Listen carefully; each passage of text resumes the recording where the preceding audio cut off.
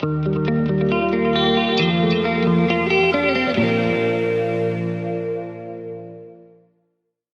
back to the Aussie Screen Printing Club.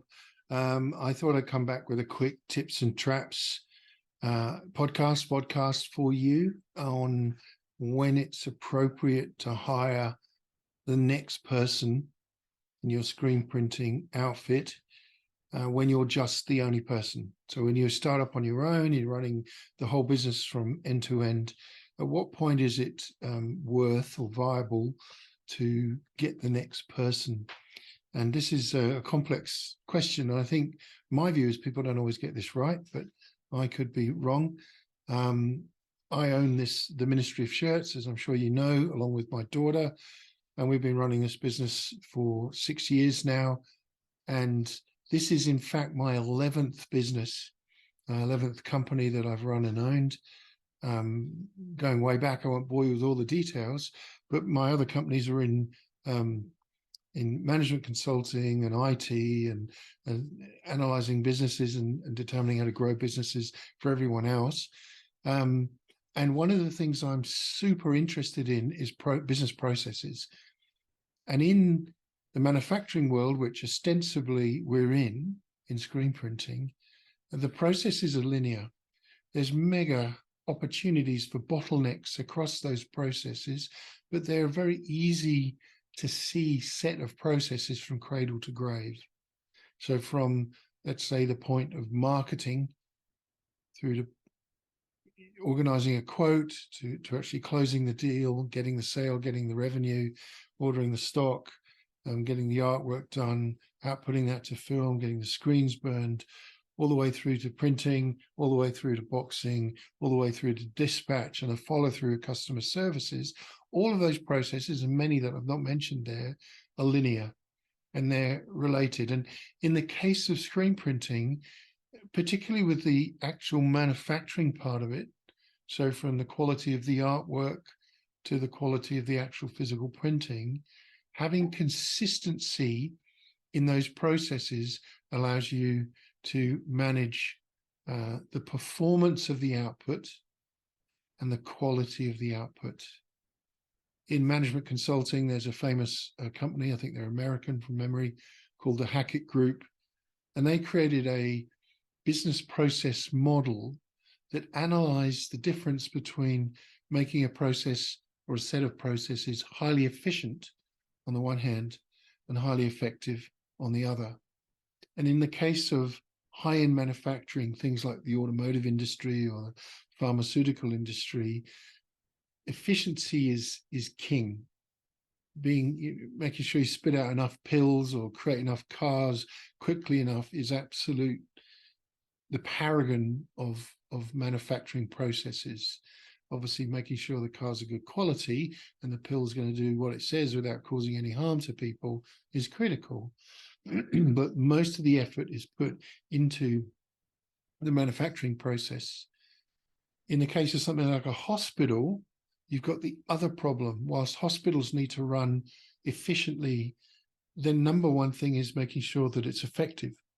So if you're highly efficient in a hospital, for example, and you're fantastic at getting those processes running, but it doesn't actually help the patient at the end, then it's highly ineffective. So there's not really a whole lot of point in being very efficient. What has that got to do with us in the screen print world? Well, we are a mixture of both of those. Obviously, we're not saving lives. T-shirts generally don't do that. But there's this beautiful, I think it's beautiful, interplay between highly mechanized, highly processed parts of the line of continuity between sales and putting a T-shirt out the door and a piece of art. It's ultimately art that we're printing. I mean, it might be just text, but it's a graphic result. It's a picture-based result. And of course, it can be a highly complex picture, big simulated process. Well, you're just trebling, quadrupling, or even more the number of screens you need and exacerbating that efficiency to produce something very effective. So there's a tension goes on in this kind of business between the business becoming very efficient and highly effective. And those things are at war with one another constantly. What has this got to do with the subject of what member of staff do I hire next? Well, a ton. And let me try and unpack that a little bit more. If you are a screen print business and you're a one-person business, you started it maybe as a side hustle in your garage, just like my daughter and I did, and perhaps there's a bit of fun, and then people started ordering, and it turned into this set of processes that produce printed garments more quickly. If you're doing that on your own, likelihood is obviously you're doing everything. You're doing every aspect of those processes. The wonderful thing about printing is it's mass repeatable, right? It's mass production. And so the premise behind having a printing press is to be able to repeat that process rapidly with good quality. That means that the very heart of the efficiency in all of those processes is the press. Think about it for a second. You've got a complex piece of artwork, maybe it's 8 colors, and you've got to do the separations in Adobe Illustrator, and it messing with your head a little bit as it does. What choke do I put on here? What trap do I put on there? Is that underbase going to work correctly under this color, etc.? Am I going to do this wet on wet? It's a bit of a puzzle to work that out. It's not efficient. It can't be. You're dealing with artwork and planning how you're going to print it. So you want to do it as quickly as you can, but as well as you can. When you get to the press, that should be highly efficient. If you're a one-person organization, to maximize revenue and output, which of course are linked, assuming you've got the sales, you need to keep that press running at all times. Generally 7 to 8 hours in the day, depending on how many hours you work. Some of you are working 14, maybe even more. And some of you are doing it as a side hustle with another job, right? Which is great because it lends itself to doing that. But at some point, you're going to have to give to one or the other. Think about it. You can, with the average print flash print, you should be kicking out 100 an hour. If you're taken off the press to go and catch T-shirts, to fold them, to box them, then that press has to stop turning. So I firmly believe that the next person or the job that you need to give a new person when you're a one-person business is actually a loader and a catcher. And there's a way of setting up the press such that the person printing is on a manual press, obviously, and where they stand in relation to the oven and the direction that the conveyor dryer runs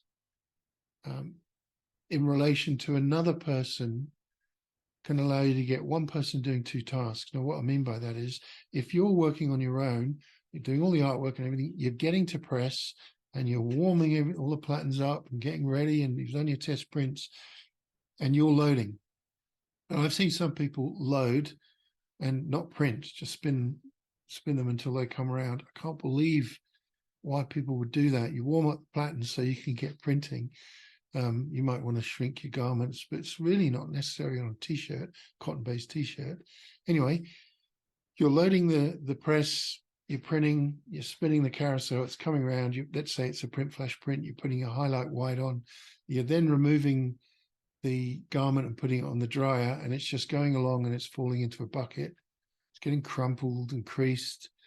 And I hate this job. You've got to then go to that bucket, take them all out, flatten them out, size them up, check the quality, etc. again, and then bring them back for a print on the back.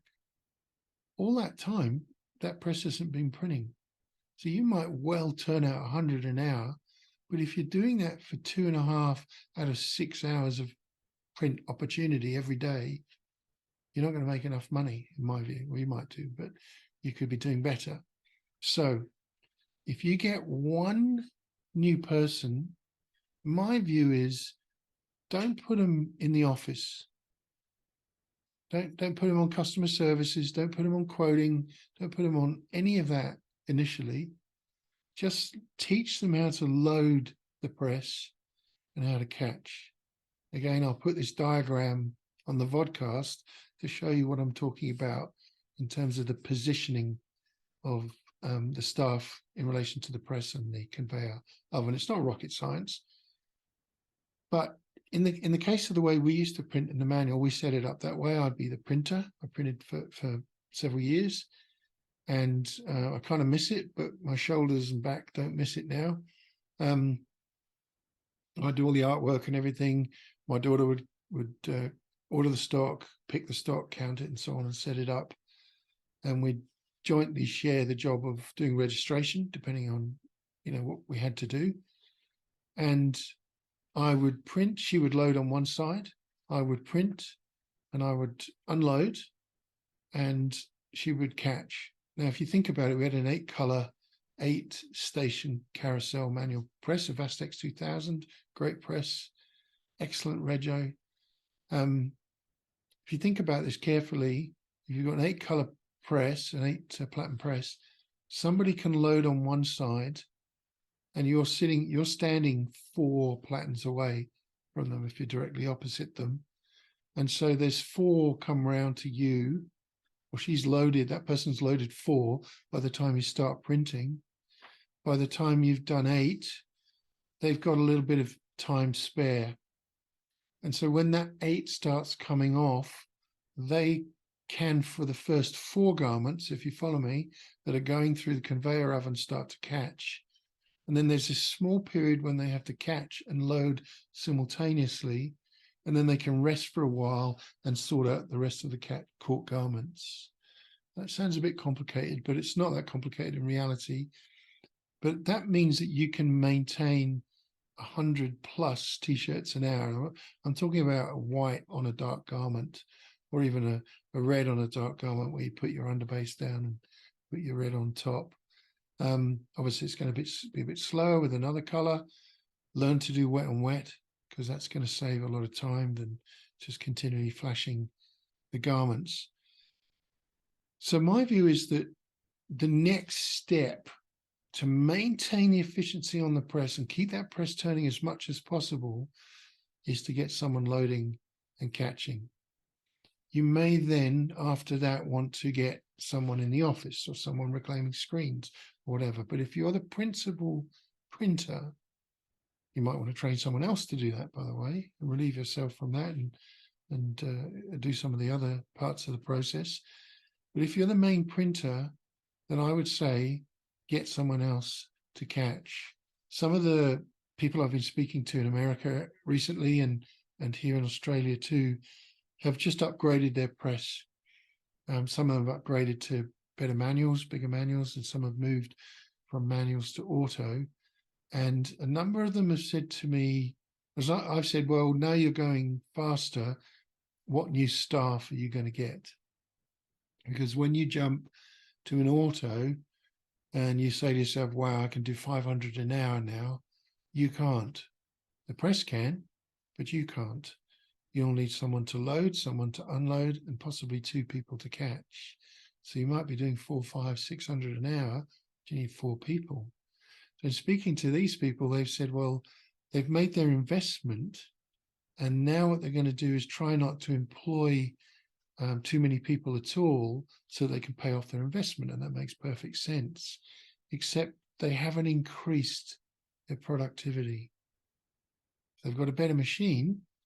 In theory, can do much greater output, maybe even greater quality, but they haven't actually increased their productivity. There wasn't any point really necessarily in upgrading. If that's what you're going to do, you're just going to actually create more work for yourself. So making sure that that press is the thing that keeps running requires more labor on and around the press. So that's my view, is to go that direction rather than even getting someone to reclaim screens or to coat screens or to burn screens or to do the front end of the business. That's my perspective. Let me know what yours is. Maybe you've got a different journey, different story around that. Maybe I'm wrong, but that's certainly how we grew our little print shop. Thanks for listening. So this.